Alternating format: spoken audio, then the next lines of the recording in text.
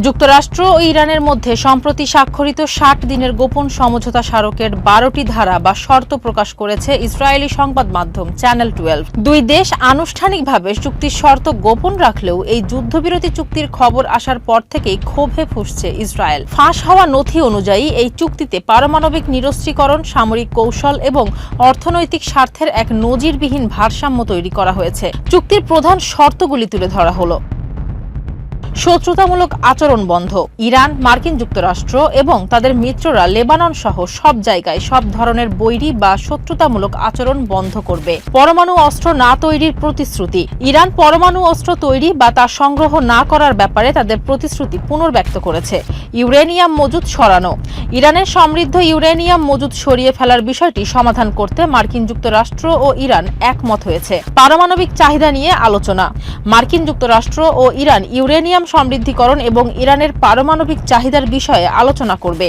স্থিতাবস্থা বজায় রাখা। যতদিন আলোচনা চলবে ততদিন ইরান তার পারমাণবিক কর্মসূচিতে বর্তমান পরিস্থিতি বজায় রাখবে। সামরিক শক্তি বৃদ্ধি না করা। চূড়ান্ত চুক্তি নিয়ে আলোচনা চলাকালীন মার্কিন যুক্তরাষ্ট্র নৌ অবরোধ তুলে নেবে, নতুন কোনো নিষেধাজ্ঞা দেবে না এবং এই অঞ্চলে তাদের সামরিক শক্তি আর বাড়াবে না। হরমুজ প্রণালীর নিরাপত্তা। ইরান আগামী ৬০ দিনের জন্য হরমুজ প্রণালী দিয়ে বাণিজ্যিক জাহাজগুলোর বিনামূল্যে ও নিরাপদ যাতায়াত নিশ্চিত করতে প্রয়োজনীয় ব্যবস্থা নেবে। আটকে রাখা অর্থ অবমুক্ত করা।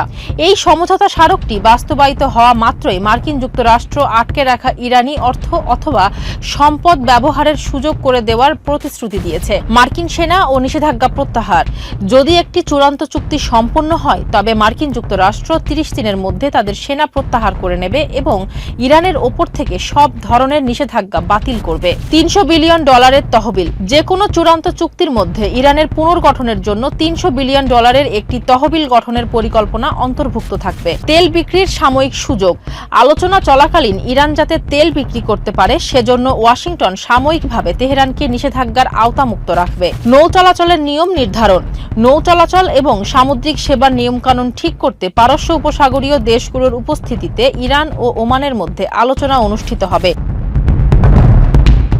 বিশ্লেষকদের মতে এই ১২টি শর্ত যদি সত্যি হয়ে থাকে তবে তা মধ্যপ্রাচ্যে আমেরিকার দীর্ঘদিনের নীতিতে বড় ধরনের পরিবর্তনের ইঙ্গিত দিচ্ছে, যা ইসরায়েলের জন্য চরম উদ্বেগের কারণ হতে পারে।